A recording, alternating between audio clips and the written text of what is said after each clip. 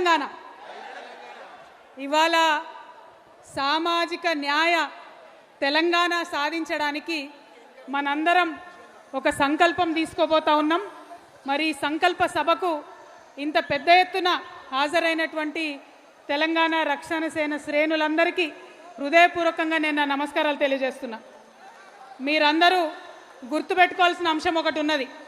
ఈ తెలంగాణ రాష్ట్రంలో ఏ ప్రధాన స్రవంతి పార్టీ కానీ ఇంతవరకు సామాజిక న్యాయానికి ఒక కంకణబద్ధులై సంకల్పం తీసుకొని ముందుకెళ్లాలనే ఆలోచన చేయలేదు.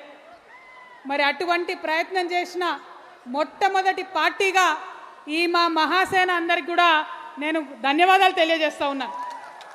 మనం ఒక కొత్త చరిత్ర రాస్తూ ఉన్నాం. ఈ కొత్త చరిత్ర తెలంగాణలో ఉన్న అనేక మంది జీవితాలను మార్చబోతూ ఉన్నది. తెలంగాణనే కాదు, మరి భారతదేశంలో ఉన్నటువంటి కోట్లాది మంది జీవితాన్ని కూడా ఈ యొక్క మీటింగు మార్చబోతూ ఉన్నదని నేను సగర్వంగా తెలియజేస్తూ ఉన్నాను.